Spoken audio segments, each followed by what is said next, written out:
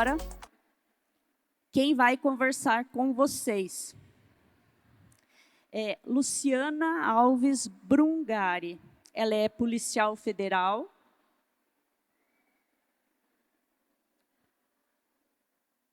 Há mais de 22 anos, com atuação destacada no combate a crimes cibernéticos contra crianças e adolescentes.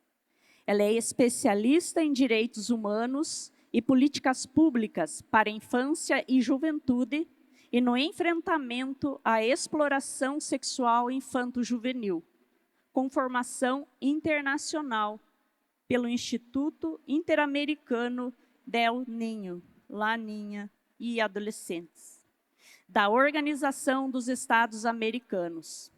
Ela é professora da Academia Nacional da Polícia, com sólida experiência em proteção à pessoa, segurança de autoridades.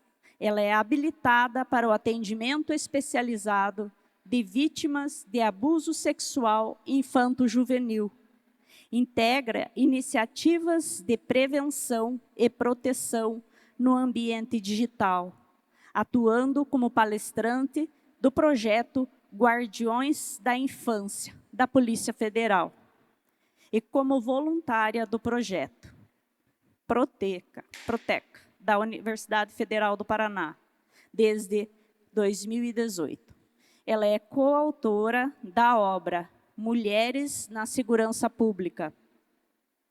Como mãe típica e atípica de 4 filhos, é engajada na defesa da infância, na inclusão e no enfrentamento a todas as formas de violência. A partir de agora, Luciana, seja bem-vinda. Boa tarde, pessoal. Eu sei que agora, depois do almoço, é pesado, é puxado. Se vocês precisarem levantar, tomar uma água, dar uma esticada aqui para dar uma acordada, nós vamos colaborar aí.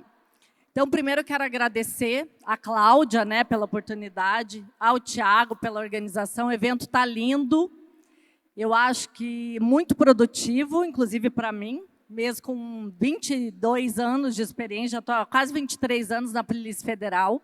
E antes disso, eu fui por 7 anos servidora do HC, da UFPR, né, do hospital na área de saúde. E já passei por essas áreas que vi que tem muita gente da educação, aqui também, muito bom. Então, já trabalhei nas áreas que eu acho que são um dos pilares da sociedade civilizada, né, no mundo, que é saúde, segurança e educação, além, claro, da assistência social. Então, primeiro, pessoal, vamos lá. Está todo mundo ouvindo? Está legal aí? Está estourando o som ou não? Eu vou explicar para vocês por que a Polícia Federal está falando em prevenção. A gente vai... Eu até me emociono para falar. Então, o que acontece? Nós, da Polícia Federal, que trabalhamos com crimes cibernéticos contra crianças e adolescentes, a gente, principalmente o abuso sexual infantil, mas também crimes de ódio, faz parte também da nossa rotina, principalmente aquelas automutilações do Discord, que são bem graves, né? Então, por que a Polícia Federal resolveu falar em prevenção? Primeiro, a gente só trabalhava com a parte de repressão a esses crimes. Só que a gente não dá conta. Ninguém consegue acabar com isso. E vocês sabem disso, né? A gente precisa da ajuda de todo mundo, de toda a sociedade, dos pais, familiares e de todos os profissionais que fazem parte da rede de proteção. E aí, a Polícia Federal resolveu participar de um projeto que se chama Guardiões, é um programa, na verdade, de prevenção à criminalidade cibernética relacionada à violência sexual contra crianças e adolescentes. Mas a gente também trata de outros assuntos que eu vou explicar para vocês. O programa se chama Guardiões da Infância, ele nasceu em 2024, tem tomado proporções A nível nacional, nós temos profissionais policiais federais habilitados no Brasil inteiro para ministrar essas palestras, e todos nós falamos a mesma língua. Hoje nós temos 5 módulos. Aqui eu fiz um pool, porque eu vi que a maioria tem gente da área de saúde, da assistência social e da educação. E pais, né? E familiares de crianças também. Mas nós, no projeto, nós temos os módulos separados. Tem um módulo de professores, né? Profissionais de educação, educadores em geral. Um módulo de rede de proteção, incluindo conselheiros tutelares, pessoal da saúde e tal. Mas eu tenho um módulo para familiares, pais e familiares de crianças e adolescentes, e um módulo para adolescentes. Nós vamos nas escolas ministrar essa palestra para os adolescentes. Quando nós vamos nas escolas, normalmente nós vamos de farda ostensiva, levamos uma viatura ostensiva, as crianças podem entrar na viatura, conhecer, tirar foto, e eles se amarram bastante. E passamos de maneira bem lúdica, quando as crianças são menores, e também direcionamos a nossa fala para o público adolescente. De tudo que pode, inclusive, acontecer caso eles sejam os algozes, e não só como vítimas, tá? Então é importante a gente falar isso. Porque a gente tem pego muito adolescente, sem aquela mística de isso só acontece nas classes mais baixas, não, muito adolescente de classe média alta, de escolas particulares, que também cometem crimes, que no caso não seria crime, né? Mas sim, eles podem ser apreendidos e cometem infrações penais, tá? Então, como falei para vocês, a Polícia Federal começou a falar em prevenção. No módulo adolescentes, nós temos um programa que também faz parte, 5 encontros, onde nós falamos de saúde mental, bem-estar, né? Bem-estar e convívio social. Falamos também de fake news, de privacidade e bullying e, por fim, de abuso sexual, tá? Como o tema que nós vamos tratar aqui é de muita sensibilidade, pode despertar gatilhos, como toda a nossa fala, mas eu vou aproveitar a fala da doutora Tarsila, né? Quem trabalha com criança e adolescente, nós temos que ter estômago, nós temos que suportar. É difícil, mas a gente tem que suportar. Às vezes minha filha pergunta assim, mãe, por que você trabalha com isso? Como que você consegue? Eu falei, não é conseguir. Sabe o que a gente faz para conseguir? Para continuar em frente? Pensa que essas crianças só têm a gente. Eles não têm outras pessoas por eles. Então, se a gente não agir, o que vai ser dessas crianças e adolescentes, entendeu? É assim que a gente pensa, porque não é fácil a gente passar 8 horas assistindo filmes, vídeos e vendo imagens de crianças, desde bebês sendo abusados. E não só imagens, mas os áudios, que são terríveis. Então, não é fácil. E o projeto de prevenção veio também para a gente, para nos ajudar a suportar isso. Por quê? Porque você sai daquela rotina e você salva crianças antes que o crime aconteça. E no decorrer da minha fala, eu vou dando exemplos para vocês de coisas que aconteceram, principalmente em virtude de palestras. Eu já trabalho com prevenção desde 2018, antes da Polícia Federal falar em prevenção, tá? No projeto Proteca da Universidade Federal do Paraná. Na época da pandemia, nós fizemos muitas palestras online. As palestras da polícia, elas são pessoais, né? Elas ainda não podem ser online, porque o nosso objetivo é trazer a população para perto da polícia e é também ter acesso a revelações espontâneas e aos crimes para que a gente dê fluidez e andamento para as denúncias, tá? Então, o objetivo do projeto sempre foi capacitar o maior número de pessoas na temática dessa violência sexual infanto-juvenil, principalmente dos ambientes cibernéticos. O que acontece? Nós, policiais federais, não tínhamos muito acesso às vítimas. A gente tinha acesso às imagens, que a gente não sabia se a criança podia ser de qualquer lugar do mundo. Muito dificilmente essas vítimas chegavam até nós. Os abusos intrafamiliares, eles ficam mais a cargo das atribuições das polícias civis dos estados. Porém, como esses abusos intrafamiliares, por N motivos, eles estão migrando para o meio cibernético, nós estamos tendo mais acesso às vítimas, tá? Qual que é a dimensão do problema? A doutora Tarsila também falou um pouco, talvez fique um pouco repetitivo, mas é bom para massificar bem esse assunto, tá? Qual que é a dimensão do problema? Aqui é uma outra abordagem. Nós temos 87.545 vítimas em 2024 de estupros, e estupro de vulnerável, ou seja, 41 a cada 100 mil habitantes. São 41 estupros por 100 mil habitantes, gente, é muita coisa. Quem são essas vítimas? A maior parte são crianças e adolescentes, entre 0 e 17 anos. 77% tem entre 0 a 17 anos. Sabe o que significa isso? 67.200 crianças abusadas, só em 2024. Esses são dados do anuário do Fórum de Segurança Pública. Ainda não saíram os dados de 2025, né? Nós estamos ainda no começo de 2026, normalmente saem na metade do ano. Olha o que é mais assustador, a idade das crianças. 10,3% as crianças têm entre 0 e 4 anos. A vítima mais jovem que nós já conseguimos resgatar foi abusada com 3 horas de vida dentro da maternidade pelo pai. Como é que uma mãe que está se recuperando de uma cirurgia, de uma cesárea, vai desconfiar que o marido dela, que está ali para apoiá-la e apoiar a criança, vai abusar da criança e vai filmar? Mas graças à filmagem é que nós conseguimos chegar nesse criminoso. E ele foi preso, mas a criança já tinha 13 dias. Por quê?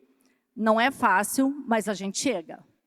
Então, a internet, a pessoa acha que ela se esconde ali atrás, mas a internet deixa rastros, mesmo na dark e na deep web.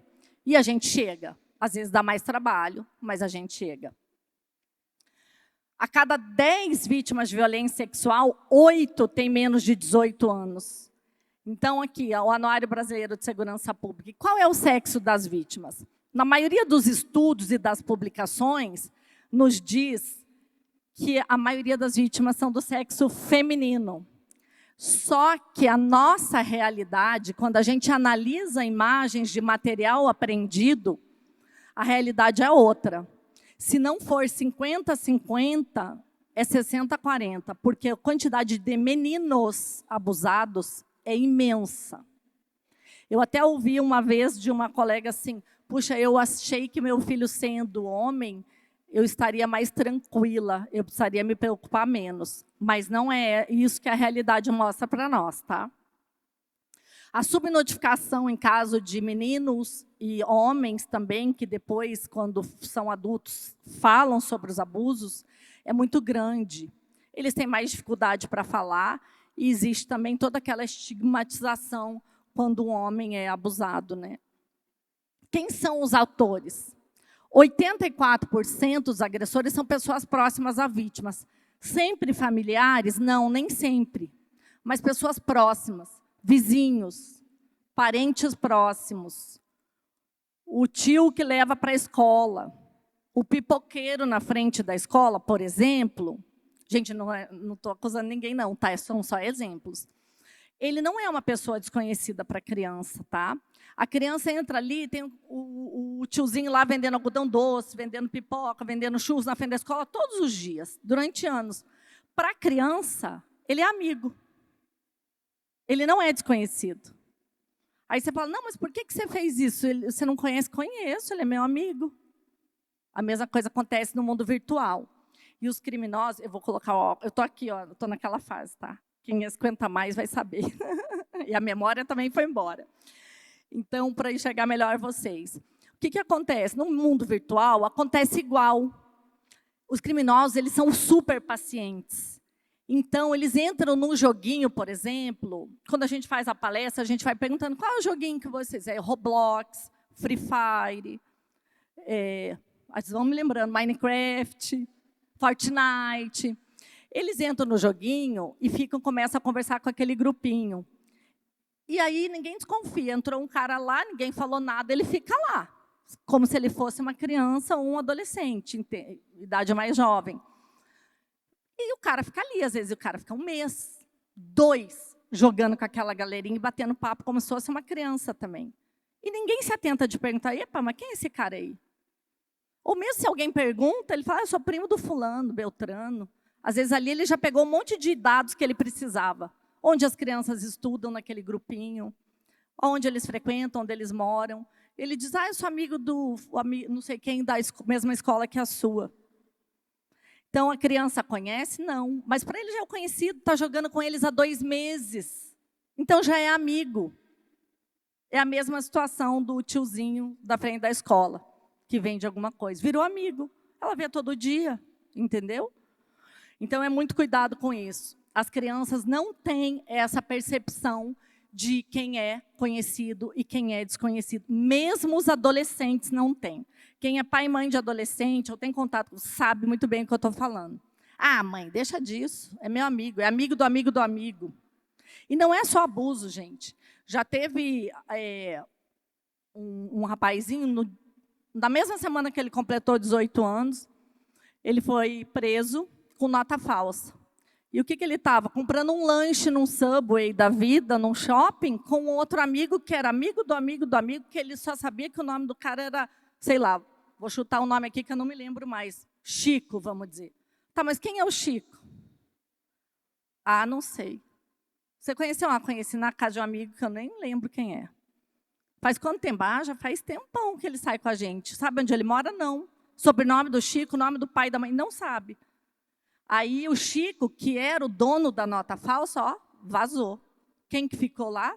O outro, que é filho de engenheiro, mãe médica, pai engenheiro, foi preso. Então, a gente tem que dar esses exemplos para os filhos, porque acontece. Tá? Desconhecidos representam apenas cerca de 16% dos autores, que aí são os desconhecidos da internet. Principalmente. Ou, o que já aconteceu, banheiro de shopping. Tá? Uma vez uma amiga me procurou que um sobrinho, já com 17 anos, alto, jogador de vôlei ou basquete, foi usar no shopping com os amigos, foi usar o banheiro. De repente, ele olha um cara por cima, filmando ele, urinando, no box do banheiro do shopping. Olha só, com 17 anos. Ele fez o certo, chamou o segurança. O segurança que fez o errado. Fez o cara pagar, vai saber se apagou. Devia ter segurado o cara e chamado a polícia. Mas ele fez o certo em avisar o segurança. Tá? Então, assim, nós não estamos seguros, nem meninos, e nem meninos quase homens, tá? Adolescentes. As estatísticas são um pouco diferentes, né? Com relação a essa quantitativa de agressores. Tá? O Instituto InHope, o último relatório deles mostrou que em 2025 tiveram mais de 4 milhões de registros de CSAM, que é Child Sexual Abuse Material, ou seja, material de abuso sexual infantil, tá? No português bem claro. Identificados e compartilhados. Subiu mais de 450%. E esse é um dos motivos do porquê nós estamos aqui. A gente não dá conta. Existe uma ONG americana que se chama NCMEC. É como quase a nossa SaferNet. Porém, lá eles têm um status governamental e todas as plataformas americanas são obrigadas a reportar para eles qualquer tipo de imagem ou vídeo compartilhado de crianças. Nós recebemos cerca de 2.000 reportes por mês. Nem que eu tivesse 2.000 pessoas trabalhando nessa área, a gente não daria conta. É muita coisa. Então, esse material aqui, 4 milhões de registros... Opa, está falhando esse laserzinho. Esses 4 milhões foram rastreados em mais de 84 países. Chega muita coisa para nós, na Polícia Federal, de outros países também, que brasileiros, criminosos brasileiros, compram, vendem ou distribuem material, e isso acaba chegando em N países, tá? E muitos países têm forças-tarefas, como nós temos, tá? Forças-tarefas que atuam conjuntamente com pessoas policiais do mundo inteiro. As vítimas, na maior parte desses 4 milhões, eram vítimas do sexo feminino e a idade entre 3 e 13 anos, tá? Nesse estudo da InHope. A InHope, essa organização, uma associação internacional, tem 57 canais de denúncias de crimes. Vários crimes também são relacionados à extorsão sexual, exploração facilitada, né, pela tecnologia, pelo meio cibernético, e geração de conteúdo por meio de IA. Por exemplo, os deep nudes, né, que pegam o rosto da criança ou do adolescente e coloca lá um corpo, ou pega uma foto daquele menino ou daquela menina com roupa e manda para a IA, e a IA despe. Isso é crime hoje, né? Os deep nudes. Vários fatores a serem considerados, as subnotificações. A gente não tem acesso, isso que a gente está falando para vocês é só o que é notificado. Então, ou seja, esse número pode ser 3, 4, 5, 10, 1 milhão de vezes maior. As subnotificações são muito altas, tá? A gente não tem acesso a tudo que acontece. Até porque, muitas vezes, se o pai ou a mãe identificou, vai lá, ou apaga, ou bloqueia e tal, e acabou, deixa por isso mesmo. Não denuncia. É uma subnotificação. A gente não chega naquela pessoa. Às vezes, você salvou a sua filha, a sua sobrinha, seu sobrinho e tal, mas ele vai fazer outras vítimas. Então, a denúncia é sempre importante. Porque a denúncia também é uma maneira de proteger. Você conseguiu salvar uma criança, mas ele está atrás de outras. Se ninguém pegar esse cara, ele não vai parar, porque eles não param. Eles não param. Mesmo quando eles cumprem pena, eles não param. E a gente vai falar sobre isso daqui a pouco. O que os dados mostram no meio cibernético? Aí a gente tem um relatório do TIC Kids Online, que diz o quê? Que 92% da população de 9 a 17 anos é usuária de internet. E como eles fazem uso dessa internet? A maioria é celular. Os aparelhos de desktop rígidos estão acabando. Então, todo mundo tem acesso. Nas aldeias indígenas, nos bairros mais pobres, nas populações mais vulneráveis, eles têm internet. Entendeu? O acesso é muito bom, traz muitas coisas boas, eles podem ter acesso a estudos, a jogos, atores, acompanhar a cultura. Porém, tem o ônus e o bônus, né? Também traz muita coisa ruim. Isso que a gente falou. Então, aqui, nós temos 25 milhões de pessoas usuários. Então, imagina, 25 milhões de crianças que estão na internet desvigiadas. Desvigiadas. Isso é um prato cheio para os abusadores, para os criminosos, né? Quais são as plataformas que eles mais utilizam? WhatsApp, YouTube, Instagram e TikTok. Mas toda hora acaba aparecendo uma plataforma nova. E os criminosos acabam migrando para essas plataformas novas, às vezes em países que não têm nenhum acordo de cooperação com outros países ou que não têm nenhum modo de repressão a esse tipo de crime, tá? E muita gente fala que já tentou passar menos tempo na internet e não consegue, porque fica um vício. 65% das crianças e adolescentes usam a IA, a inteligência artificial, para estudar, criar conteúdos e lidar com emoções. Eu não sei se vocês viram, agora, recentemente, São José dos Pinhais, que é uma cidade da região metropolitana de Curitiba, uma mãe conseguiu descobrir que a filha foi abusada, né, pelo namorado da tia, se eu não me engano, porque ela fez uma consulta no ChatGPT, na IA. Então, as crianças e adolescentes usam muito ChatGPT para tentar lidar com as emoções.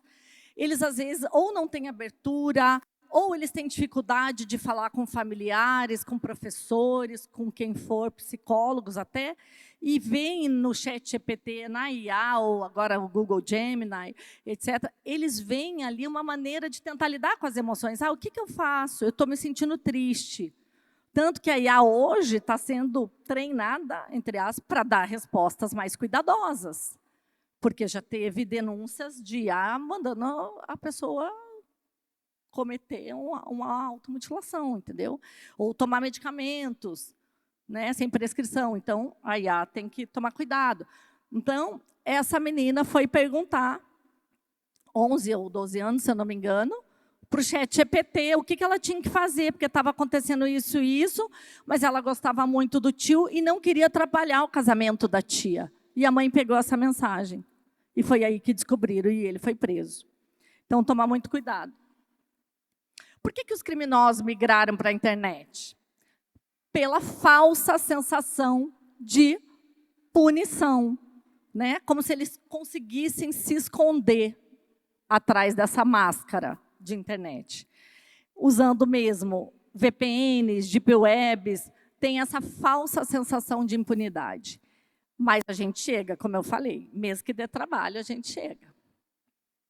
Aqui eu vou passar para vocês um vídeo de um documentário da BBC que se chama Infiltrados na Dark Web, se eu não me engano, ou na Deep Web. Quem quiser procurar o documentário todo, tem cerca de 1 hora, está no YouTube. É muito interessante. Ele conta, eu vou mostrar um trechinho para você da parte que veio para o Brasil, que foi a Polícia Federal que apurou.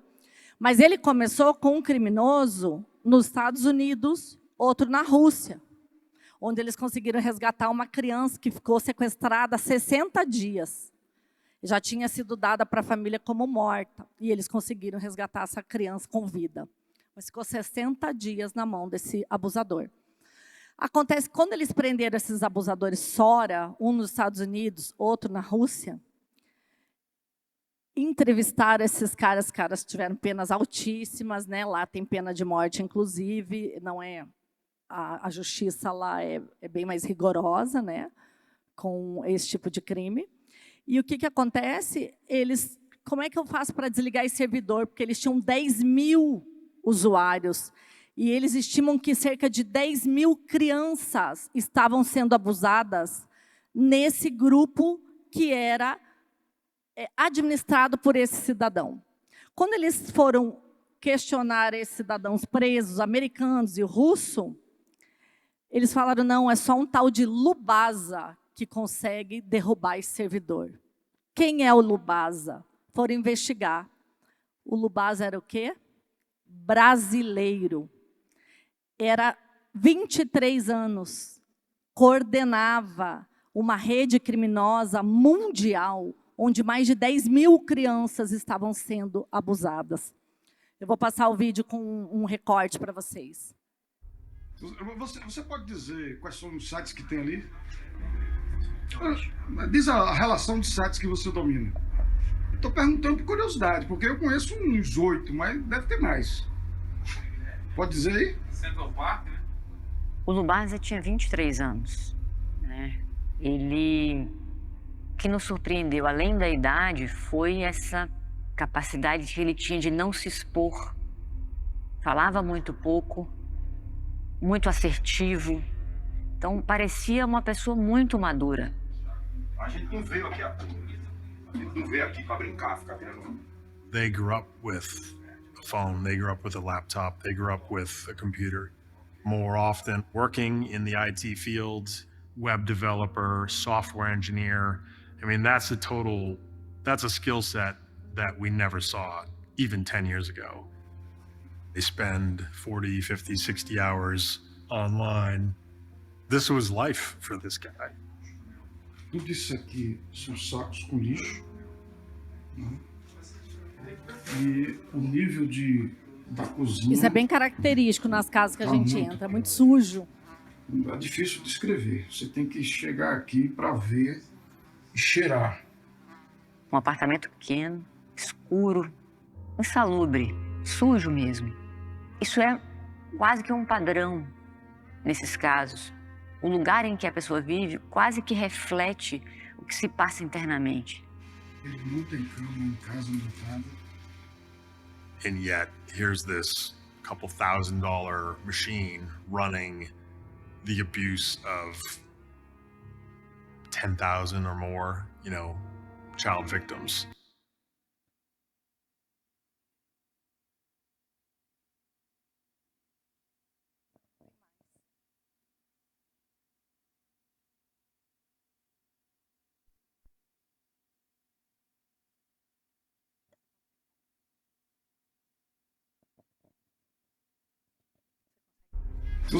Você pode dizer.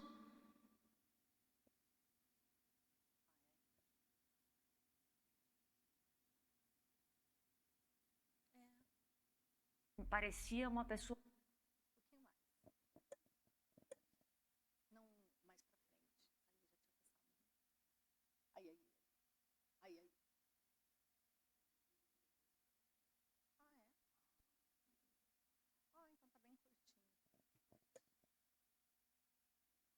Sujo mesmo.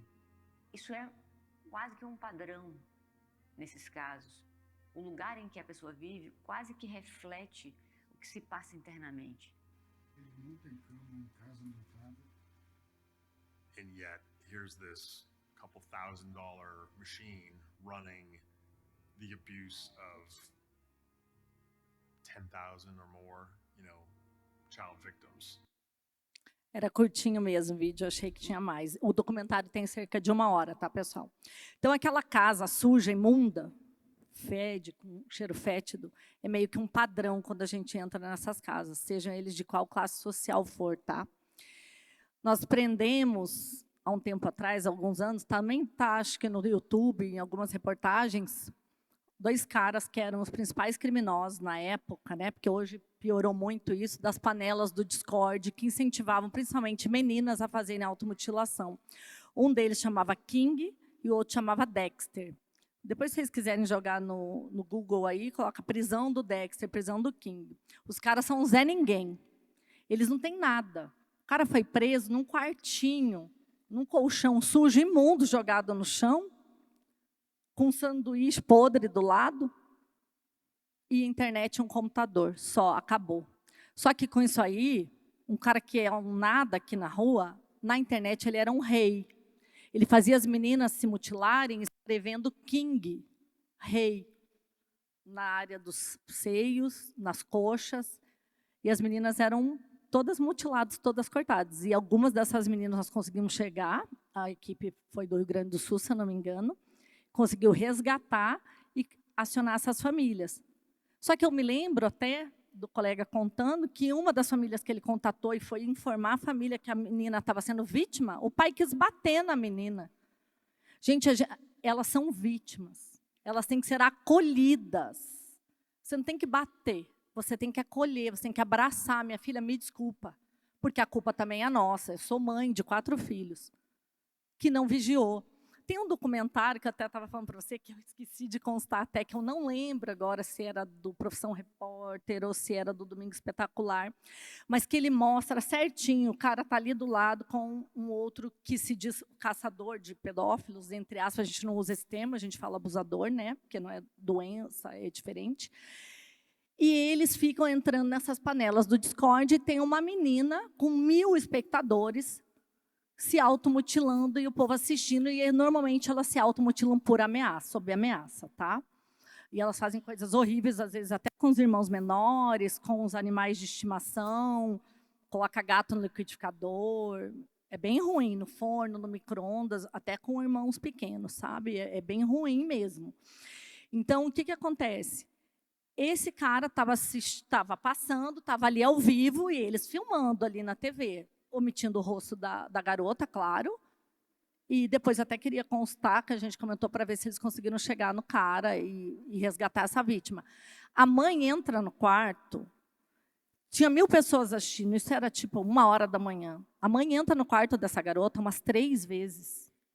Mas você vê que a mãe entra de cabeça baixa, nem olha para a cara da filha. Como é que você não vê que a sua filha está ali sendo vítima de vários 1000 criminosos na internet, assistindo ela se automutilar? A menina de moletom, a gente fala desconfiem, gente. Se o seu filho o tempo todo no quarto, de madrugada acordado, ouviu voz, vai lá ver o que é. Está de moletom, está calor, vai olhar embaixo dessa roupa. De vez em quando dá umas entradas ali, o seu filho tomando banho, usando o banheiro. Opa, desculpa, foi sem querer, mas dá uma olhada no corpo, se não tem nada. O que está acontecendo com essa criança? Como é que uma menina, a mãe não entra, às vezes, no banheiro, olhar, sabe? A principal prevenção dentro da nossa casa é manter o diálogo, é estar aberto para o que der e vier, seja bom, seja ruim, não tem, sem julgamentos. Porque se você julga, ele não vai te falar para ti, não vai falar para você, vai falar para outro. Ou, pior, vai se render a outros, o que é pior. Então, a gente tem que sempre acolher e sempre estar de olho. Mas é impressionante quanto que essa mãe entra 2 a 3 vezes no quarto e não vê que a filha está sendo vítima. E o repórter do lado de cá, assim, ele fica, ô mãe, olha para a filha, ô mãe, desliga isso aí. Sabe? Ele tenta até, a vontade que você tem de se comunicar com aquela mãe, pegar aquela mãe, dar um chacoalhão, olha a sua filha, sabe? Então, os crimes sexuais, eles podem acontecer como? No meio cibernético e também não cibernético, tá? Que são os abusos, normalmente os intrafamiliares, como eu falei. Aqui, a doutora, para quem estava de manhã, né, a doutora Tarsila falou, então eu vou passar bem rapidamente aqui, que a palestra é bem extensa também. Quais são os crimes contra a dignidade sexual, estupro de vulnerável e o estupro virtual, que ela falou muito bem, né? Então, tem um julgado do STJ que fala que não precisa mais a conjunção carnal. Por isso nasceu a figura do estupro virtual, que não está no Código Penal, mas ele existe por causa do julgado. Por quê? O que os criminosos começaram a fazer? Ameaçar não só crianças e adolescentes, como inclusive pessoas adultas, homens e mulheres adultos, a se automasturbarem ou introduzirem objetos, vagina, ânus, etc., para satisfazer a lascívia dele, que está do outro lado da tela. Então, eu não tenho a conjunção carnal com ele, mas ele está obrigando, por exemplo, ele conseguiu um nude daquela pessoa, daquela menina, daquele menino, daquela mulher, daquele homem. E aí ele começa a ameaçar, se você não fizer o que eu estou mandando, eu vou divulgar. Eu vou colocar no outdoor na frente da sua escola, eu vou mandar para os seus pais, eu vou mandar matar seus pais, eu vou no seu emprego, eu vou no seu trabalho, você tem que pagar 250 mil, senão eu vou contar para sua esposa, para o seu marido, e assim vai. E a pessoa acaba cedendo.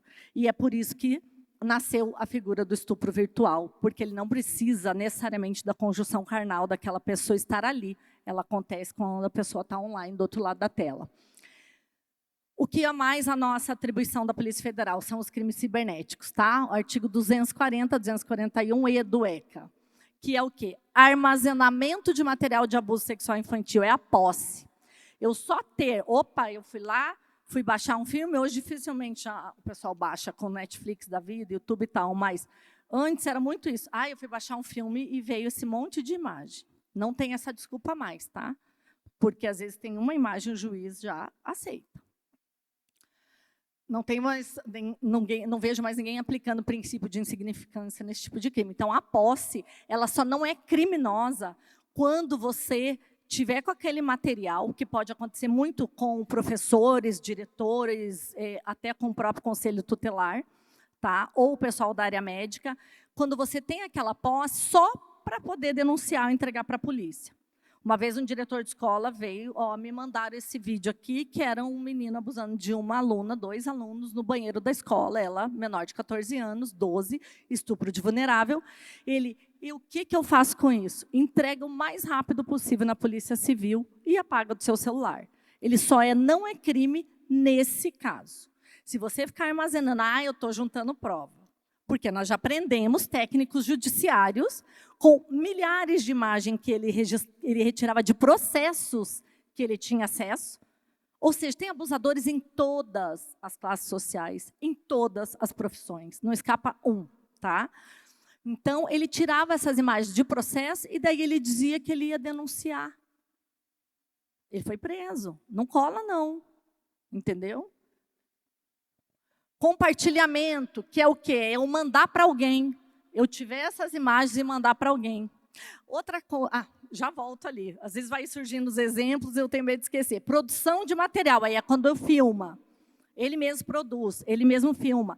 Esses são os nossos principais alvos. Por quê?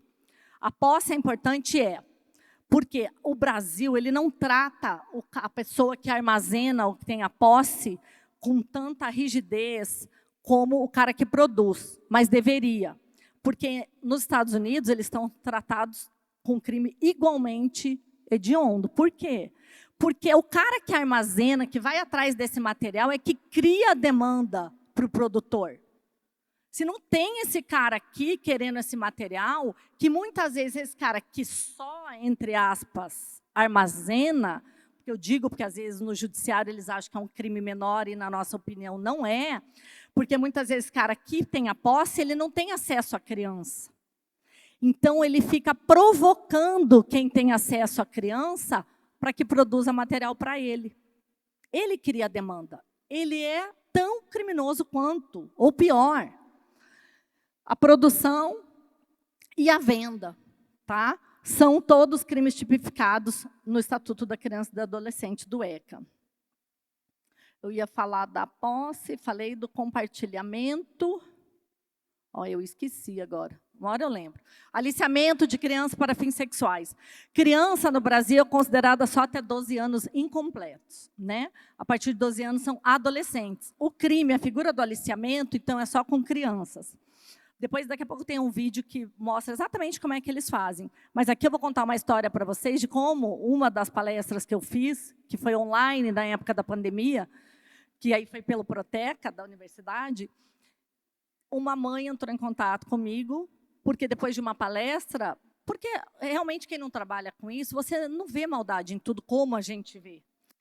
Aí ela foi olhar o celular da filha, de 12 anos, e na época tinha um aplicativo chamado Omegle, que os adolescentes usavam muito, que era tipo Kawaii, que compartilha vídeos. Eu sei que vários nunca ouviram falar, mas cada dia tem um aplicativo novo.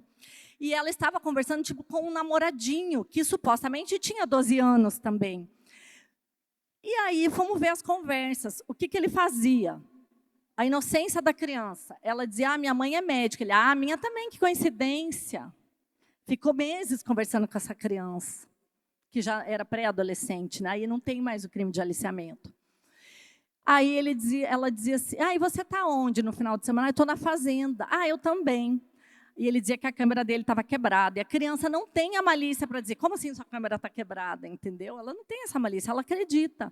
Aí ele pegava lá a foto de uma fazenda bonita do Google e mandava para ela, minha fazenda. Eu gosto de cavalo, eu gosto de gato, é assim que eles chegam. Qual é a sua banda preferida? A minha também é essa, entendeu? Eles estudam, eles são ardilosos. Eles conseguem muitas vezes esses dados, inclusive nos perfis dos pais, tá? Às vezes, meu filho não tem Instagram. Ele não tem. Mas ele joga no Discord, ele fala com os amigos no Discord, ele joga Minecraft, mas Instagram ele não tem. Mas eu, mãe, tenho foto do meu filho com a camiseta da escola, eu posto o restaurante que a gente frequenta, eu posto, entendeu? O que o criminoso faz? Ele vai no perfil dos pais e recolhe todos esses dados. A escola que a criança estuda, o restaurante que a família frequenta e usa isso para criar um raporte, para criar uma afinidade com a criança, conversando com ele aonde, se ele não tem Instagram? Lá no joguinho, lá no Minecraft, lá no Fortnite, lá no Roblox. Outra coisa, eles monetizam as crianças. Normalmente as crianças não têm Pix. Qual é o dinheiro que eles conseguem dar em troca para essas crianças? A tal da moedinha do Roblox, Robux. E o diamantinho, se eu não me engano, do Fortnite. Quem entende de joguinho aí, que eu não entendo. Eu aprendo com as crianças, com o adolescente. Tem algum joguinho desse que a moedinha de troca deles é o diamante, que custa, você tem que comprar. Então, eles compram e dão para essas crianças isso em troca de fotos, tá? De dados, de tudo. Mas voltando à criança do Omegle, ela estava conversando com essa suposto namoradinho de 12 anos. A gente não conseguiu saber se ela chegou a mandar foto ou não para ele, porque ele se autodestruía as mensagens. Quando a mãe pegou as imagens, já não tinha quase conversa. Mas o mais importante de tudo, a criança ia para a Disney. Ele dizia que morava em Guarulhos, e ele morava mesmo, que depois nós descobrimos. E ela ia fazer uma conexão em Guarulhos, no aeroporto de Guarulhos. E eles estavam combinando de se encontrar. E a criança já tinha armado tudo. Ela tinha dito, olha, eu vou dizer para os meus pais que eu vou ao banheiro. E aí você me encontra. Sorte que essa mãe foi olhar o celular dessa criança depois da palestra, que não deu tempo dele fazer isso. Sabe Deus se essa mãe não tivesse visto. Essa criança ia para ir ao banheiro, ia se encontrar com ele e nunca mais ia ser vista, talvez. Tá? Então, por isso que eu falo a importância da prevenção. A gente salva, ao invés de ser uma vítima, ela foi uma quase vítima. Não deu tempo, nós chegamos antes. É isso que a gente tem que trabalhar. A gente tem que chegar antes deles. Depois nós descobrimos que o cara tinha cerca de 40 anos e estava se fazendo passar por uma criança de 12, como se fosse um suposto namoradinho, e ele ia realmente encontrar, porque o endereço dele realmente era em Guarulhos. Olha só. Esse aqui é um vídeo que eu gostaria que vocês prestassem muita atenção, porque ele é um resumo do nosso trabalho. É exatamente assim que esses caras agem. Opa, você consegue dar o play aí?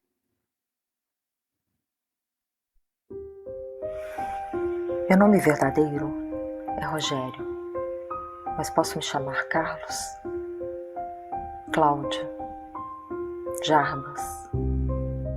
De vez em quando, eu me chamo Marta, tia Marta. Às vezes Letícia, Andréia, depende do que eu quero. Minha idade verdadeira é 42 anos, mas posso ter 15, 13, 10. Uma vez, eu tive 8 anos de idade. Tudo depende do que eu quero. Às vezes eu gosto de futebol, joguinhos online, brinquedos, livros, bichos de estimação. Ah, como eu adoro um gatinho, um cachorrinho, como eu te disse. Tudo depende do que eu quero. Eu nunca sou quem eu aparento ser. E é assim que eu entro na sua casa sorrateiramente e você nem percebe. Você deve estar querendo saber como é que eu ajo. Hoje, por exemplo, meu nome é Bruna, tenho 12 anos e adoro balé.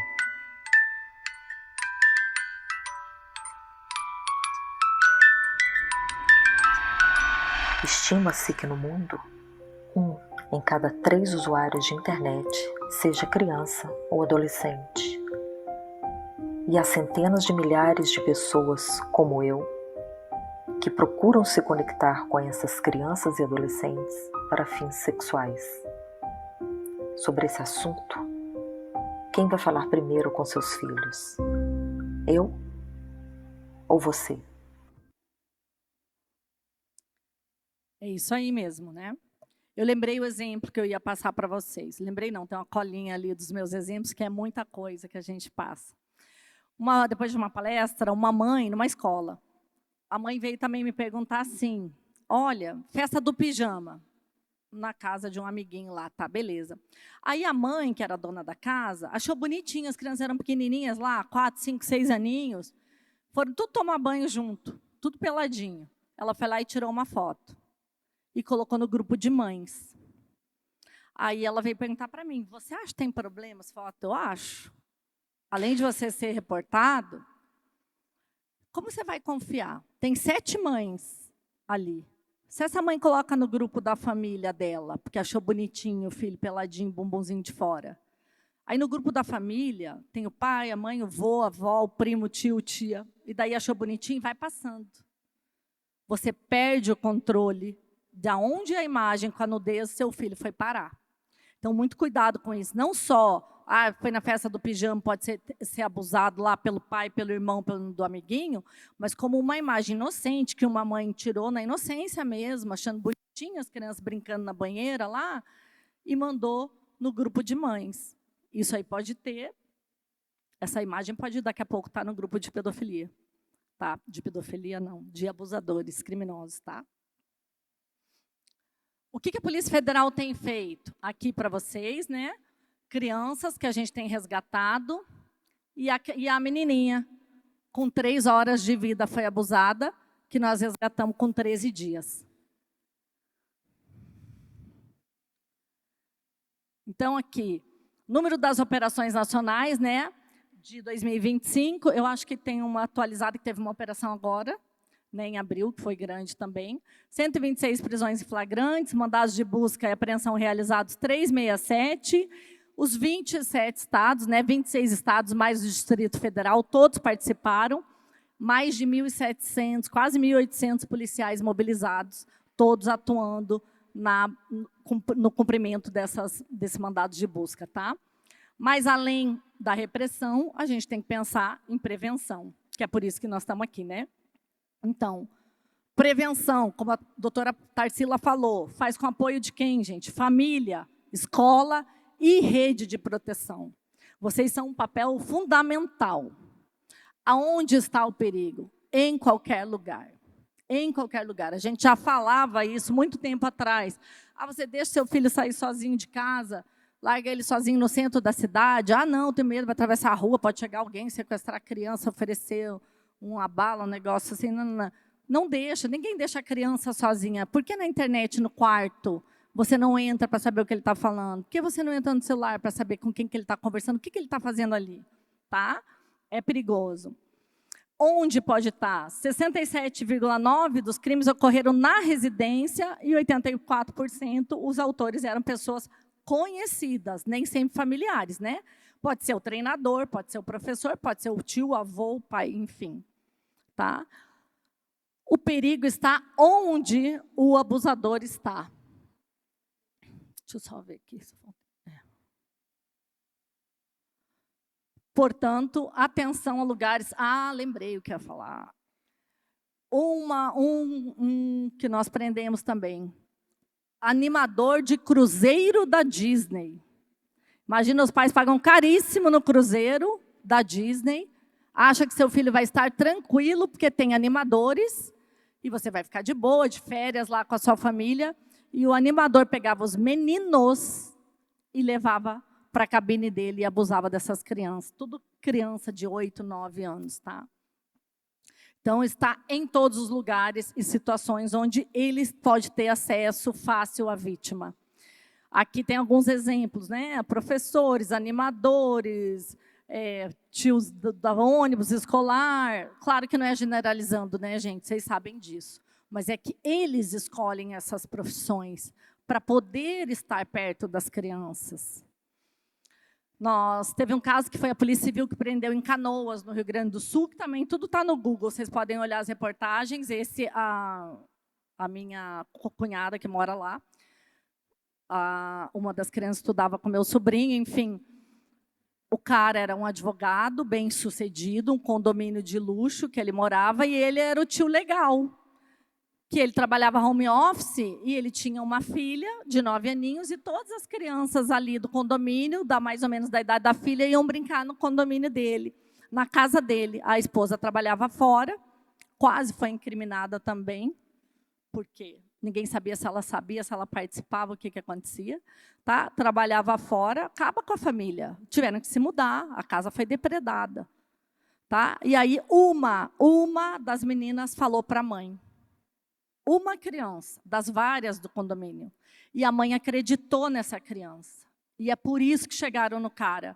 E quando a mãe entrou em contato com outras mães, as mães duvidaram.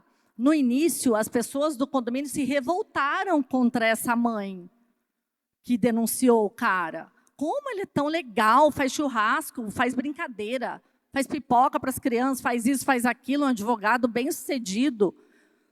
Nunca, jamais. Acontece foi que cumprida uma busca, apreensão na casa dele, e todos os computadores celulares tinham uma quantidade imensa de filmagens, de fotos e vídeos de material de abuso sexual infantil. E ele está preso ainda. Quem é o abusador? Existe um perfil? Nós já falamos que não. Qualquer classe social. Bem-sucedido, mal-sucedido, Zé Ninguém, o cara que é técnico judiciário, né, como eu falei. Ou seja, eles estão em todos os lugares, tá? Pode ser qualquer pessoa, com ou sem religião, com ou sem deficiência. Aqui nós temos a operação que eu falei, 29 de abril de 2026, mais de 700 policiais, com 157 mandados de busca e apreensão e 40 prisões. Nós selecionamos a profissão de alguns dessas pessoas foram presas. Professor, motorista de ônibus escolar, policial militar, empresário, nós já tivemos militares também, policiais tem tudo, psicólogos, técnicos de informática. Qualquer profissão. Ou seja, não tem um perfil definido. Tem um livro que fala de algumas características deles, que tem dificuldade em controlar impulso, comportamentos agressivos diante de frustrações ou até distorções cognitivas sobre sexualidade e papéis de gênero, mas não é justificativa. O que nós percebemos nas nossas investigações? Eles têm um comportamento público normal. Por exemplo, o advogado de Canoas. A princípio, ele era tranquilo, uma pessoa normal, morava no condomínio lá, tá, beleza. Eles são astutos, planejam, manipulam e seduzem, não só as crianças, mas as suas famílias. Porque aí eles se tornam as pessoas que ninguém vai desconfiar. Se eles são amigos dos pais, os pais não vão desconfiar deles, entende? Transformam-se em amigos da família, tem trabalhos que permitam com que eles fiquem perto dessas crianças e eles não sentem culpa por nada. São mentirosos natos. Eles, às vezes, a gente prende ele e fala, não fiz, não é meu, e está lá, um monte de prova, está tudo ali. Geralmente ameaçam a vítima e usam de violência, eles não têm pudor nenhum com a violência ou com a exploração das crianças. E o que os dados mostram é que a maioria dos abusadores são homens de todas as classes e idades, desde 14 anos até 80, tá? Todas as idades. Nós temos mulheres também criminosas? Temos, mas a maioria das mulheres tem crescido o número de mulheres, elas são muito poucas ainda. E a grande maioria é omissa ou é conivente. Elas mesmas de perpetrar, tem poucas, mas recentemente nós tivemos um caso de uma menina, agora ela já é maior de idade, então provavelmente ela vai presa já, porque não é mais apreensão, mas na época ela tinha 15 anos e ela se fazia passar por um menino e falava com as crianças, fazia as crianças se automutilarem nessas plataformas. Aqui são outros exemplos, né? Papai Noel, animador de festa, animador do cruzeiro da Disney, que eu falei. Terapeutas, né? Esse dia foi preso um fonoaudiólogo que abusava das crianças que faziam terapia com ele. Em Campo Largo, também na região metropolitana de Curitiba, teve um caso também que ficou famoso, que veio para nós, depois a gente encaminhou para a Polícia Civil, porque veio pelo NICMEC. Ele era o tutor da criança com síndrome de Down. E isso chocou muito a gente. Né? Até porque eu tenho um filho com síndrome de Down, a gente fica assim, estarrecido que ele era o tutor, que era para ajudar a criança, e ele abusava dessa criança. Aspectos que favorecem a vitimização das crianças, né? Grande quantidade de horas em redes sociais, sempre desvigiados, crianças mais carentes, que o pai não liga muito, os pais não ligam muito, dão muita bola, não controlam muito, histórico de bullying e um ambiente familiar conflituoso. Isso não quer dizer não, viu? Porque tem muitas crianças com ambiente lá, todo lindo, família margarina, e que a gente também pega. Aqui são algumas falas que estão nesse livro, é Ana Salter, se eu não me engano, de 2002, que ela fez um estudo, e são algumas falas vindas da boca dos abusadores, dos criminosos. Eles falam assim, eu provavelmente escolheria aquela criança que parece mais carente, a criança que fica para trás das outras, ou que é importunada pelos irmãos e irmãs, uma criança que eu acho que não tem uma vida familiar feliz, porque é mais fácil conquistar amizade, crianças que não foram amadas, diga à criança que ela é especial, ou escolha uma criança que já foi abusada. É muito comum, às vezes, a mãe sair de um casamento, por exemplo, que o pai abusava da filha, ela se separa e daqui a pouco ela arruma um namorado, que é criminoso também, e aí ele sabe que aquela criança já foi abusada, ele vai lá e abusa também. Já pegamos casos assim, tá? Como saber se uma criança ou adolescente foi vítima? Olha, isso aqui, gente, como a doutora Tarsila falou, as crianças levam anos para ter a revelação. E por isso, os esforços de vários países hoje é para que a prescrição da pena só comece a contar após a maioridade dessa criança, para que ela possa ter o livre-arbítrio de denunciar, não depender de pai, mãe, de familiar para denunciar. E nós, nas palestras, incentivamos muitos adolescentes, se eles estiverem passando por alguma coisa, para que eles mesmos façam a denúncia. Por que é tão difícil revelar? Porque são pessoas próximas, porque eles gostam, porque é pai, gente, às vezes é avô, ou é o tiozinho da escola que eles gostam, que eles abraçam, todas as crianças abraçam, todo mundo acha legal. Falta de conhecimento de que aquilo é um abuso, principalmente se for criança de idade menor, sentimento de vergonha, culpa e medo, e temor das possíveis consequências, principalmente, às vezes, o abusador é o arrimo da família, é o cara que paga as contas da casa, né? A família é dependente.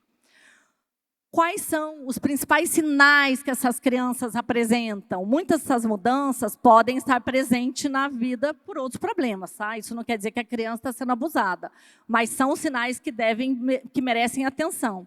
Principalmente dor ou irritação na área anogenital, alterações clínicas, hematomas, corrimento, sangramento, infecção de repetição, dificuldades em urinar e evacuar, doenças sexualmente transmissíveis. Nós tivemos um caso de um médico, numa palestra, ele fala lá no Pequeno Príncipe, que a criança chegou com DST e IST hoje, né, infecções sexualmente transmissíveis, na boca, na língua. Como é que uma criança vai ter uma IST na boca, gente? Porque foi vítima de abuso. Aí fica mais fácil você comprovar e a criança sofre. Ou gestação. Mudanças comportamentais, nem sempre quer dizer abuso, mas tem que ficar de olho, porque às vezes pode ser alguma ameaça que ela esteja sofrendo num desses joguinhos ou aplicativos. Tendência a isolamento social, tristeza, culpa e recusa a estabelecer contato físico. Eu vou mandar um material depois para a Cláudia compartilhar, como os professores e o pessoal, tá? Que a gente fez um resuminho desse tipo de comportamento. Medo de pessoas, sinais sociais, né? Queda de rendimento escolar. A gente tem que falar para os professores, a gente tem que se atentar, porque às vezes, menino, está dormindo, presta atenção na aula. Aquela criança está sempre dormindo na escola. Por que será que essa criança está sempre dormindo? Nós já pegamos um caso assim. A criança estava sempre dormindo, mas ninguém acolheu essa criança, ela só levava a chamada na escola, porque ela estava sempre com sono. Por que ela estava com sono, gente? Ela passava a noite inteira sendo abusada pelo pai e pelo irmão mais velho. Chegava na escola com sono, cansada, não dormia, a criança não dormia nunca. Passava a noite sendo abusada. Então, vamos ficar atentos aos sinais. Criança muito sonolenta. Por que está sonolento? O que aconteceu? Você não dormiu direito essa noite? Aconteceu alguma coisa na sua casa? Sabe? Curiosidade sexual, interesse, conhecimento que não condiz com a idade daquela criança, tá? Expressões de afeto muito sexualizadas, onde é que viu, onde é que assistiu. Às vezes viu até na TV mesmo, mas às vezes não. Aparecimento de objetos pessoais, brinquedos, dinheiro e bens. E aí eu coloco o tal do Robux, que é a moedinha do Roblox, ou o diamante do joguinho. Meu filho está cheio de diamante Robux. Foi você que comprou? Não. Então, da onde ele conseguiu essas moedinhas do joguinho? Quem deu para ele? Atento aos sinais, tá? Aqui, professor é preso em operação da PF contra a pornografia infantil. Aí depois a mãe, coitada, até se culpa, que ela fala assim, olha, eu via que ela mudou o comportamento, começou a regredir, fazer xixi na calça, uma menina de 8 anos, Gabriela, é o nome fictício. Mas a mãe fala assim, quando eu olho para trás, eu vejo que tinha sinais, mas eu não conseguia enxergar. Esses monstros, eles estão sempre muito perto de nós. E agora, agora é com vocês o papo. Rede de proteção. O que vocês podem e devem fazer? Conselho Tutelar, CRAS, CREAS, e aqui eu vou inserir as escolas, porque a gente tem uma palestra específica para educadores, que metade da palestra é igual, mas a gente direciona a fala e eu vou falar com vocês junto. Né? Conselho Tutelar, que vocês já sabem, né? Que vai requisitar. Zela pelo cumprimento dos direitos da criança e do adolescente, requisitando serviços públicos na área de saúde, educação, serviço social, encaminha as autoridades às notícias crimes e pode representar por medidas protetivas de urgência, e deve atender a criança e adolescente vítima ou testemunha de violência, aplicando as medidas de proteção necessárias. Os CRAS e os CREAS, né? A gente fala muito para as escolas, né, que fazem parte do SUAS, né, o Sistema Único de Assistência Social, que são focados, o CRAS focado na prevenção e o CREAS, quando os direitos já foram violados. Tem pessoal de CRAS e CREAS aqui? Show! Que vocês são os parceiros, né, principalmente quando as famílias não têm a quem recorrer. Para quem que a gente vai encaminhar essas vítimas? Para o SUAS, para que eles tenham pelo menos uma tentativa do resgate daquela dignidade quando a criança já foi vítima, né? O acompanhamento psicossocial à família, né? Às vezes, quando a família consegue pagar um atendimento particular, acaba encaminhando para psicólogos particulares, mas se não, é CRAS e CREAS, né? Atuação dos agentes da rede de proteção tem cunho investigativo? Quem é da rede de proteção aqui? Vocês têm que saber quem foi o abusador? Tem que saber o que aconteceu? Não. Isso é papel da polícia. Deixa isso para a polícia fazer. Isso é papel da polícia. Então, todos esses profissionais da rede de proteção não têm como finalidade coleta de provas. Vocês não têm que coletar provas, mas têm que denunciar. A denúncia é obrigatória, tá? Basta a mera suspeita para agir. Que nem, como eu estou falando na escola. Puxa, ó, tem uma criança que está só dormindo, ele fala que o pai mexe com ele à noite. E agora? Denuncia. Você tem certeza? Ah, mas não tem certeza, não interessa. Não é você que tem certeza. Não é o professor ou o diretor da escola que tem que ter certeza. É a polícia que tem que investigar para saber se é isso mesmo. Tá? Então, basta a mera suspeita. Você não precisa ter elementos de prova. Revelação espontânea. Eu tenho um modelo de formulário que eu vou passar para a Cláudia também, para você passar para os conselheiros e para as escolas, que é aquilo que a doutora Tarsila já falou. Eu vou falar rapidamente para quem, por acaso, não ouviu de manhã. A criança escolheu você para falar, para contar um abuso. Eu posso chamar outra pessoa para ouvir? Não posso. Você foi escolhido. Posso falar assim, não, peraí só um pouquinho. Não. Eu vou gravar, não pode. Você tem que prestar atenção. Pergunta nenhuma, deixa a criança falar. Tudo que ela tem que falar, o máximo que você faz é, você quer ir para uma sala mais reservada? Vamos dizer, estou no final de uma palestra, que já aconteceu comigo. Aí a criança vem conversar comigo, que ia ter que ir para a casa da avó. Na casa da avó morava o tio-avô, que abusou dela no Natal passado e ela não queria ir para lá. O que ela fazia? O máximo que você vai fazer é, você quer ir para um lugar mais reservado para você conversar melhor e ouvir. Porque quando eu estou na palestra, ali eu também não sou policial, entendeu? Ali eu não estou investigando, ali eu tenho que fazer uma revelação espontânea, no máximo. Eu sou habilitada por depoimento especial? Sou, mas é outra história. Não é ali, na escola.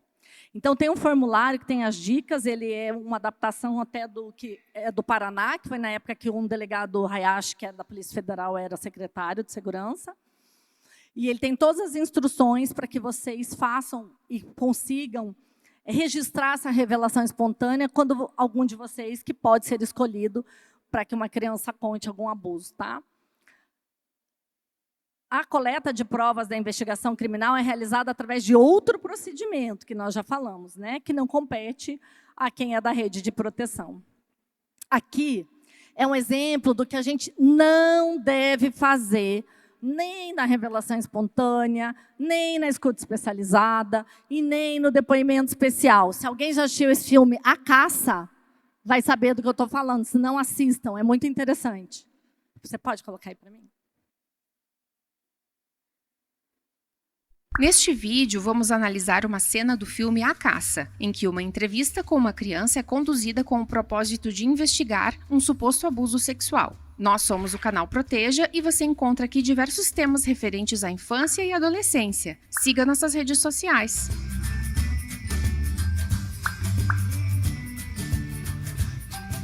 A Caça é um premiado filme dinamarquês que trata sobre uma acusação de abuso sexual que teria sido perpetrado por um professor de escola de educação infantil, Lucas, contra uma de suas alunas, Clara. Numa das cenas, Clara é entrevistada por um sujeito que é inserido na trama como um especialista. No início da cena, Lucas, o professor que é acusado, assiste à chegada do tal especialista. Gretchen foi quem o chamou. Ela é a diretora da escola em que Clara estuda.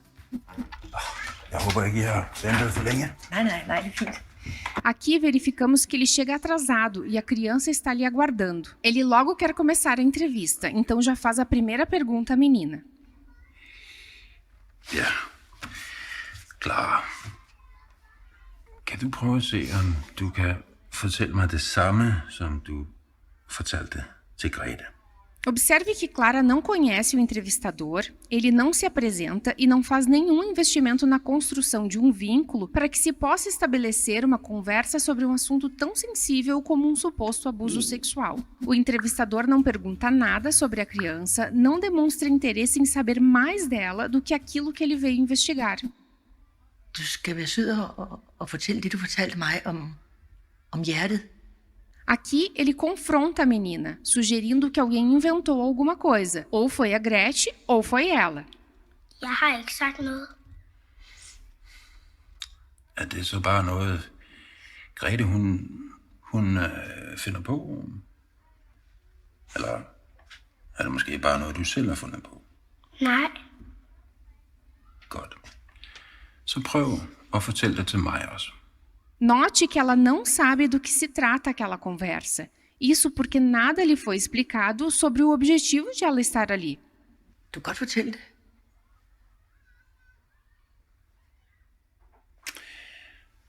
Var der noget om, at du sagde, at du havde set Lucas' tissemand? Neste momento, o entrevistador faz uma pergunta sugestiva, buscando uma confirmação sobre uma situação que ele imaginou ter acontecido. Clara nega, mas o entrevistador insiste, como se a hipótese dele já estivesse previamente confirmada. Prøv at fortælle mig, hvad Lucas gjorde. Prøv at se, om du kan fortælle mig lidt om det, Clara. Ele pede que a menina conte o que Lucas fez, sugerindo que ele de fato fez algo. Jeg vil gerne ud og lege. Jamen, du skal bare svare, Clara. Jamen, du skal ikke være bange. Jeg sidder lige her. Passer på dig, Ulan gør slet ikke noget. Han vil bare gerne have, at du fortæller, hvad der er sket. A menina quer ir brincar, escuta seus colegas brincando no pátio da escola. O entrevistador insiste, repetindo a pergunta anteriormente feita e negada por Clara. Diante desse contexto, em que a pergunta é repetida, a criança compreende que sua primeira resposta foi errada. Nesta lógica de certo e errado, se ela respondesse certo, poderia ir brincar, como queria. Var det her i børnehaven, han viste dig sin tissemand? Var det? Klar.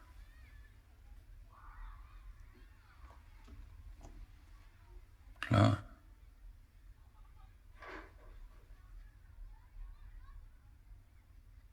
Então a menina balança a cabeça afirmativamente, mas ainda com certa insegurança. Du nikker. Diante da aprovação do entrevistador, ela, a partir disso, tem mais segurança em responder, porque entendeu que tipo de resposta o entrevistador desejava e que tipo de resposta, então, permitiria que ela saísse da sala e pudesse ir brincar. Kan du prøve at fortælle mig, hvad der så skete mere? Grete sagde, at du sagde, at den strittede. Var det hans tissemand, der strittede? Det tror jeg. Jeg kan ikke huske det. Så han viste dig sin tissemand?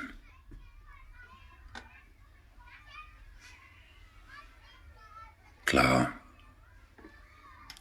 Får du det ubehageligt nu, hvor vi snakker om Lucas? O entrevistador também infere as emoções de Clara, ou seja, não há uma pergunta sobre como ela se sente ou como ela se sentiu. Ele apenas pede confirmação de suas próprias hipóteses. Det er fordi, du ikke kan lide det, som han gjorde. Ele então diz que ela está se saindo muito bem, indicando para a menina que é exatamente isso que ele espera. Du gør det rigtig fint, og du er rigtig god til at svare på mit spørgsmål. Og vi er færdige lige om lidt. Ikke? Hvad gjorde han så, da han viste dig sin tidsmand? Det ved jeg ikke helt. Rørte du ved den?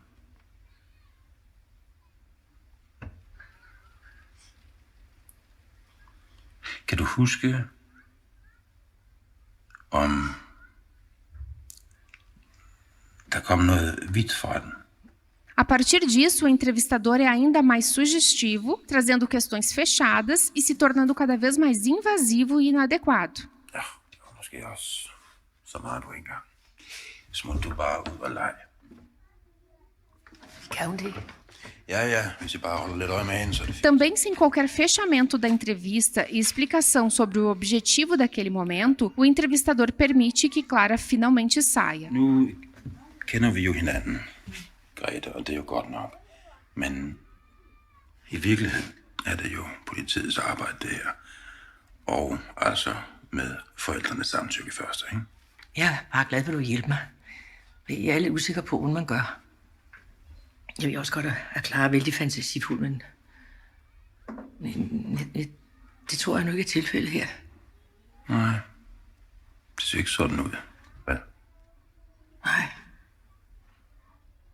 Observando a cena como todo, percebemos que Clara não fez nenhum relato, não trouxe nenhuma narrativa própria e que foi o entrevistador que construiu uma história hipotética com base em dados escassos que ele obteve em um momento anterior e agiu simplesmente de forma a confirmar essa história. Uma entrevista é considerada sugestiva quando os questionamentos feitos ao entrevistado incluem informações não trazidas por ele.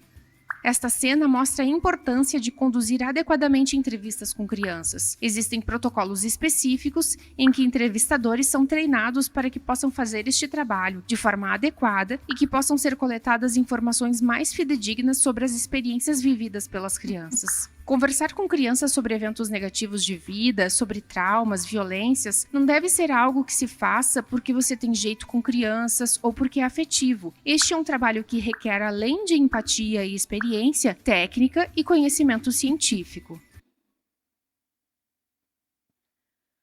Tudo errado, né, pessoal?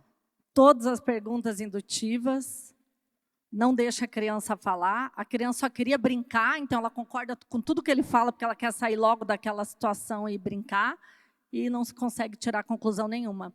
É diferente de você estar ouvindo uma criança que chega para você e fala assim, o meu tio mexeu na minha coisinha.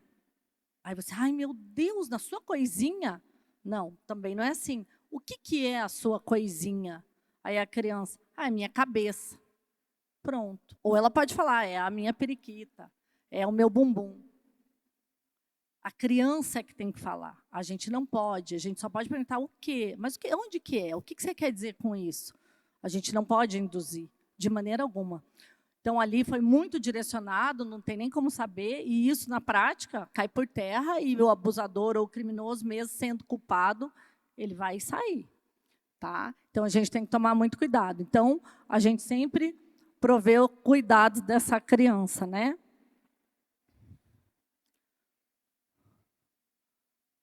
Então, aqui, quando a gente estiver ouvindo, demonstrar disponibilidade, não demonstrar ficar olhando o relógio, está morrendo de pressa, utilizar a linguagem da criança, só perguntar o necessário para saber, por exemplo, se essa criança está sendo abusada por um tio, e quando ela voltar para casa, esse tio vai estar lá para abusar dela. Aí a gente tem que agir.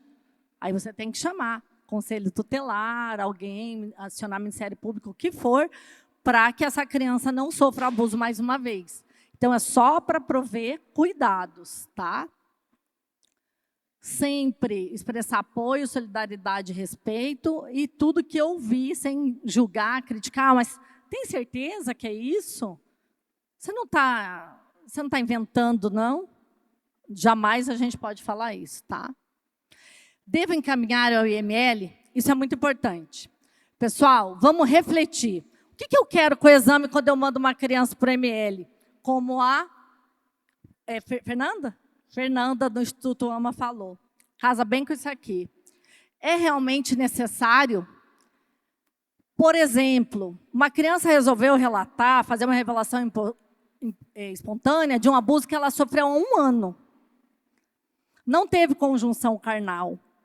a pessoa, por exemplo, se esfregou, ou foi uma contemplação lasciva, ou foi uma importunação sexual e ejaculou no braço da criança. Eu preciso levar essa criança para o IML 1 ano depois? Vai ter alguma prova ali? Para que eu vou submeter essa criança ao IML, gente? Entende o que eu estou falando? Para que essa criança vai ser revitimizada mais uma vez? Vai passar por esse constrangimento mais uma vez e eu não vou colher nada. Vai me servir de nada. Porque tem gente que vai na proforma, no automático, vai para ML, tudo ML, ML, ML. Espera aí, vamos pensar. E o que eu estou falando aqui para vocês, rede de produção, é que é para questionar mesmo se a polícia, o delegado quiser. Mas, delegado, vamos conversar, será que precisa mesmo? Veja bem, às vezes vai no automático. Vamos pensar junto. Será que é necessário mesmo? Às vezes é. Entendeu? Às vezes não tem outro jeito. Mas na grande maioria dos casos não serve para nada. Já passou. Entendeu? Não tem, não vai servir para nada, não vai servir como coleta de provas. Então, vamos avaliar, conversem sempre. Sempre a proteção da vítima. Os encaminhamentos urgentes, né? Unidade de saúde. Vocês conhecem a lei do minuto seguinte? Nós temos uma lei que é para proteger vítimas de estupro, tá? Chama Lei do Minuto Seguinte, 2013, que garante atendimento emergencial, gratuito, sigiloso, humanizado a vítimas de violência sexual no SUS. É tudo perfeito? Claro que não. A gente sabe que não é. Mas a gente tenta chegar lá. Basta a palavra da vítima. Se exigirem, não, mas eu preciso do boletim de ocorrência. Não precisa. Está na lei. Não precisa ter registro. Independe de registro policial, tá? Todos os hospitais do sistema público são obrigados a atender as vítimas de violência sexual, tá? E o atendimento tem que ser emergencial, integral e multidisciplinar. E depois encaminhar ao serviço de assistência social. Aqui, os membros da rede de proteção são considerados agente público, funcionários públicos para fins penais, né? Nós, né? Estamos falando de todos nós.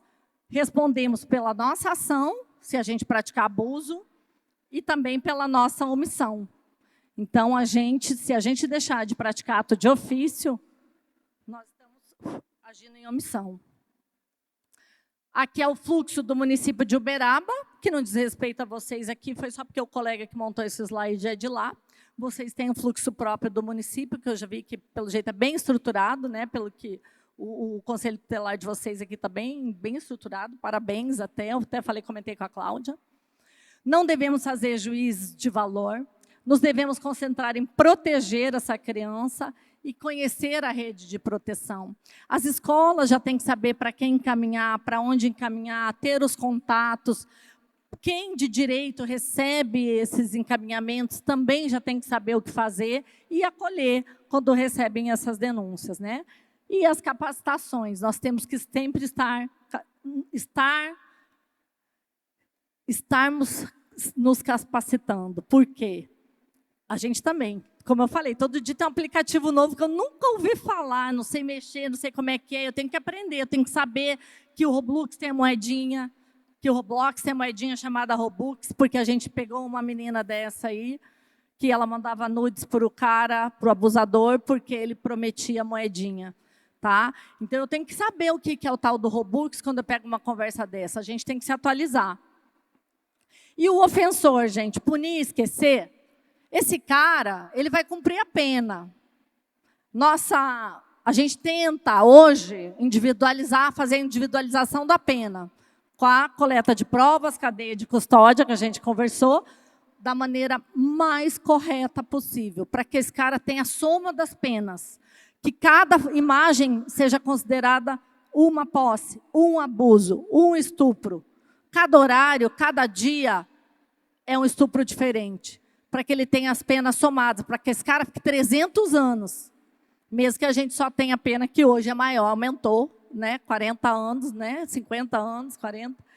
Então, quer dizer, esse cara, mais cedo ou mais tarde, ele vai sair. Se ele não sair na audiência de custódia, depois eles expedem a preventiva, o cara já está longe. É crime hediondo e inafiançável, mas às vezes ele sai na audiência de custódia. Então, ele sai. O que a gente faz? Aqui, eu estou falando do CEPAV, mas em Curitiba nós temos o DEDICA, que é um programa mantido pela Associação Amigos do HC. Se aqui não tem, é uma ideia, hein? Os hospitais, etc. Um programa que atende não só vítimas, lógico que separadamente, mas atende também os agressores sexuais, porque uma hora eles saem e eles vão cometer de novo. Se a gente conseguir tirar esses caras de circulação desse crime, é sempre um ganho, não só para nós, para a sociedade toda. Aqui são exemplos, né? O CEPAV é um exemplo que é muito parecido com o DEDICA de Curitiba, o CEPAV é em Brasília, que eles atendem todas as crianças, né? Então, aqui, ó, a Polícia Federal está ali junto, fazendo parte da rede de proteção, todas as peças ali cumprindo bem o seu papel, unindo forças, mas cada um no seu quadrado, cada um dentro das suas atribuições, certo? Para proteger nossas crianças e adolescentes. Dúvidas, pessoal?